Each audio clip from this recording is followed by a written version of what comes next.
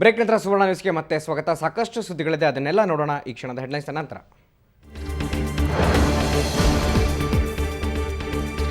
ಬೆಳಗಾವಿಯಲ್ಲಿ ಐತಿಹಾಸಿಕ ಕ್ಷಣ, ಸುವರ್ಣ ವಿಧಾನಸೌಧ ಲೋಕಾರ್ಪಣೆ, ಪ್ರೆಸಿಡೆಂಟ್ ಪ್ರಣಬ್ರಿಂದ ಉದ್ಘಾಟನೆ.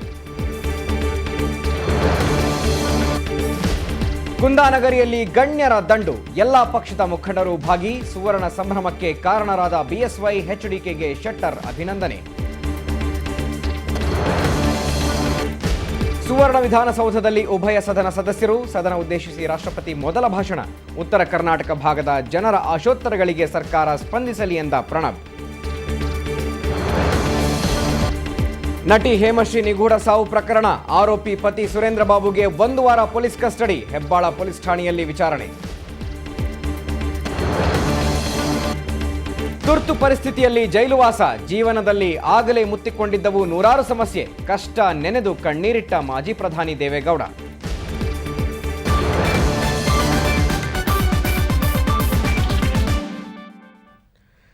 ನಟಿ ಹೇಮಶ್ರೀ ನಿಗೂಢ ಸಾವು ಪ್ರಕರಣಕ್ಕೆ ಸಂಬಂಧಪಟ್ಟಂತೆ ಆರೋಪಿ ಪತಿ ಸುರೇಂದ್ರ ಬಾಬುಗೆ 1 ವಾರಗಳ ಕಾಲ ಪೊಲೀಸ್ ಕಸ್ಟಡಿಗೆ ಒಪ್ಪಿಸಲಾಗಿದೆ. ಅಕ್ಟೋಬರ್ 19ರವರೆಗೆ ಪೊಲೀಸ್ ಕಸ್ಟಡಿಗೆ ಒಪ್ಪಿಸಲಾಗಿದ್ದು, ಹೆಬ್ಬಾಳ ಪೊಲೀಸ್ ಠಾಣೆಯಲ್ಲಿ ವಿಚಾರಣೆ ನಡೀತಾ ಇದೆ. ಪ್ರಕರಣ ದಾಖಲಿಸಿಕೊಂಡ ಪೊಲೀಸರು ಹೇಮಶ್ರೀ ತಂದೆ ನಾಗರಾಜ್ರಿಂದ ದೂರು ಪಡೆದಿದ್ದಾರೆ.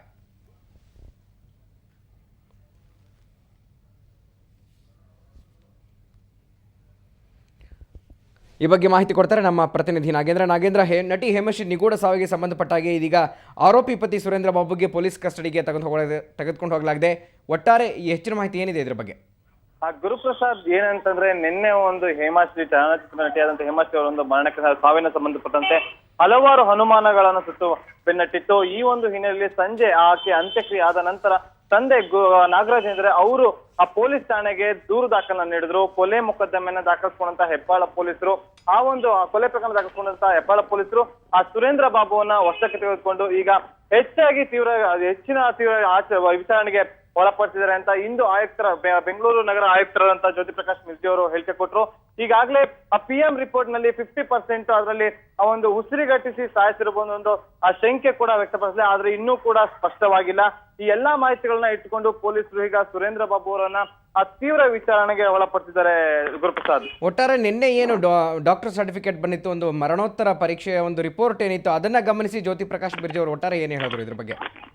ಗುರುಪ್ರಸಾದ್, ಏನಂತಂದ್ರೆ ಈ ಸಂಪೂರ್ಣವಾಗಿ PM ರಿಪೋರ್ಟ್ ಇನ್ನೂ ಕೂಡ ಬಂದಿಲ್ಲ. ಯಾಕಂದ್ರೆ ಇನ್ನೂ ಕೂಡ 50% ಭಾಗ ಮಾತ್ರ PM ರಿಪೋರ್ಟ್ ಬಂದಿದೆ.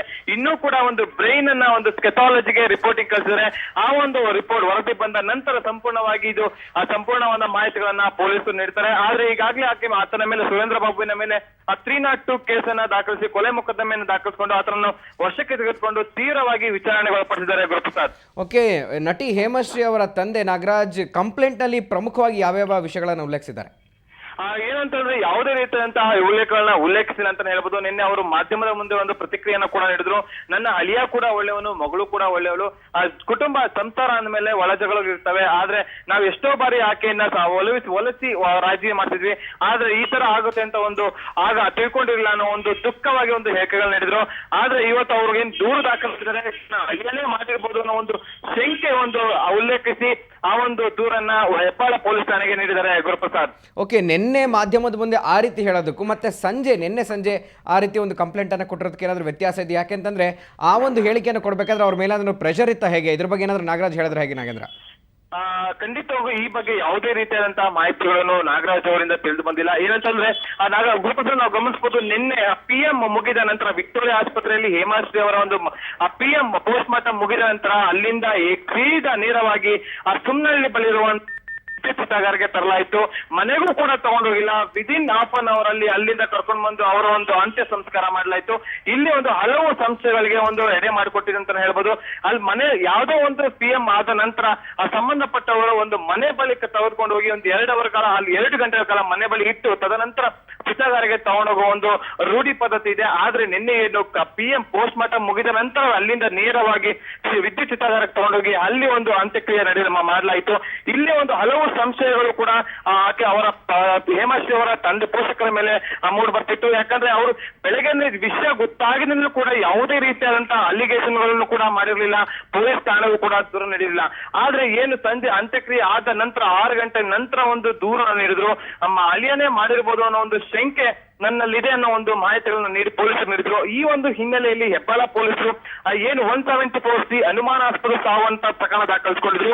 ಅದನ್ನ 302 ಅಂದ್ರೆ ಕೊಲೆ ಮೊಕದ್ದಮೆ ಕೇಸನ್ನ ದಾಖಲಿಸಿಕೊಂಡು ಆತನನ್ನ ಸುರೇಂದ್ರ ಬಾಬು ಅವರನ್ನ ವಶಕ್ಕೆ ತೆಗೆದುಕೊಂಡು ಈಗ ವಿಚಾರಣೆ ನಡೆಸ್ತಾ ಇದ್ದಾರೆ ಗುರುಪ್ರಸಾದ್. ಓಕೆ, ಸಾಕಷ್ಟು ಅನುಮಾನಗಳನ್ನ ಸಂಶಯಗಳನ್ನು ಹುಟ್ಟಾಗ್ತಾ ಇದೆ ನಟಿ ಹೇಮಶ್ರೀ ಸಾವು ಪ್ರಕರಣ, ಅದು ನಿಗೂಢವಾಗಿದೆ ಕೂಡ. ಸೊ ಅವರ ತಾಯಿ ಇದ್ರ ಬಗ್ಗೆ ಏನು ಹೇಳಿದ್ರು? ಗುರುಪ್ರಸಾದ್ ಏನಂತಂದ್ರೆ ಅವರ ತಾಯಿ ಈ ಬಗ್ಗೆ ಯಾವುದೇ ರೀತಿಯಾದಂತಹ ಮಾಹಿತಿಗಳನ್ನು ನೀಡಿಲ್ಲ. ಅಂದ್ರೆ ಒಂದು ಪ್ರಾಥಮಿಕ ಮೂಲವಾಗಿ ತಿಳಿದು ಬಂದಿರೋದು ಏನಂತಂದ್ರೆ ಈ ಒಂದು 8 ದಿನಗಳ ಹಿಂದೆ ಅಷ್ಟೇ ಹೇಮಾಶ್ರೀ ಹಾಗೂ ಪತಿ ಸುರೇಂದ್ರ ಬಾಬು ಇಬ್ರು ಕೂಡ ಬೆಂಗಳೂರಿಗೆ ಬಂದು ಹೋಗಿದ್ರು. ಅದಾದ ವೇಳೆ ಬೆಂಗಳೂರಿಗೆ ಬಂದು ಈಗ ಬಂದಿರುವಂತಹ ಮಾಹಿತಿಗಳು ಅಂತಂದ್ರೆ ಆತ ಸುರೇಂದ್ರ ಬಾಬು ಅವರು ಉಸಿರುಗಟ್ಟಿ ಪತ್ನಿ ಹೇಮಾಶ್ರೀ ಅವರ ಉಸಿರುಗಟ್ಟಿ ಸಾಯಿಸಿ ಸುಮಾರು 6 ರಿಂದ 8 ಗಂಟೆಗಳ ಕಾಲ ಬೆಂಗಳೂರಿನಲ್ಲಿ ಸುತ್ತಮುತ್ತ ಓಡಾಡಿದ್ದಾರೆ. ದೊಡ್ಡಬಳ್ಳಾಪುರ, ಯಲಹಂಕ ಹೀಗೆ ಎಲ್ಲಾ ಕಡೆ ಓಡಾಡಿ ನಿರ್ಜನ ಪ್ರದೇಶವನ್ನ ಹುಡುಕಿದ್ದಾರೆ. ಆದ್ರೆ ಎಲ್ಲೂ ಕೂಡ ಅವರಿಗೆ ಸಂಶಯಾಸ್ಪದ ಬರದೇ ಹಾಗೆ ಒಂದು ಭಯಭೀತರಾಗಿ ತದನಂತರ ಹೆಬ್ಬಾಳದಲ್ಲಿರುವಂತಹ ಬ್ಯಾಪ್ಟಿಸ್ಟ್ ಆಸ್ಪತ್ರೆ ಅಂದ್ರೆ ಆಕೆ 8 ಗಂಟೆಗಳ ನಂತರ ಬ್ಯಾಪ್ಟಿಸ್ಟ್ ಆಸ್ಪತ್ರೆ ಕರ್ಕೊಂಡೋಗಿ ನನ್ನ ಪತ್ನಿ ಈಕೆಗೆ ಉಸಿರಾಡಲು ತೊಂದರೆ ಇದೆ, ದಯವಿಟ್ಟು ಚಿಕಿತ್ಸೆ ಕೊಡಿ ಅಂತ ಹೇಳ್ತಾರೆ. ತಕ್ಷಣವೇ ವೈದ್ಯರು ಆಕೆಯನ್ನು ಅಡ್ಮಿಟ್ ಮಾಡಿಕೊಂಡು ಆಕೆಯನ್ನು ಪರಿಶೀಲಿಸಿದಾಗ ಆಕೆ ಮೃತಪಟ್ಟು 8 ಗಂಟೆಗಳಾಗಿದೆ ಅನ್ನೋ ಒಂದು ವಿಚಾರ ತಿಳಿಸಿದಂತೆ ತಕ್ಷಣವೇ ಹೆಬ್ಬಾಳ ಪೊಲೀಸರಿಗೆ ಮಾಹಿತಿ ನೀಡಿದ್ರೆ ಹೆಬ್ಬಾಳ ಪೊಲೀಸರಲ್ಲಿ ಹೋಗಿ ಆ ಪ್ರಕರಣವನ್ನ ಕೂಡ ದಾಖಲಿಸಿಕೊಂಡು ಅನುಮಾನಾಸ್ಪದವಾಗಿ ಆಕೆ ಸಾವನ್ನಪ್ಪಿದ್ರು ಅನ್ನೋ ಒಂದು ಮಾಹಿತಿಗಳು ನಿನ್ನೆ ತನಕ ಕಾಡ್ತಿತ್ತು. ಆದ್ರೆ ನಿನ್ನೆ ಸಂಜೆ ತಂದೆ ಅಳಿಯನೇ ಒಂದು ಮಾಡಿರಬಹುದೆಂಬ ಒಂದು ಶಂಕೆ ಪೊಲೀಸರಿಗೆ ನೀಡಿದಂತಹ ಸಂದರ್ಭದಲ್ಲಿ ಅವರು 302 ಕೊಲೆ ಪ್ರಕರಣವನ್ನ ದಾಖಲಿಸಿಕೊಂಡಿದ್ದಾರೆ Guruprasad. Okay, thank you Nagendra ತಮ್ಮೆಲ್ಲ ಮಾಹಿತಿಗೆ.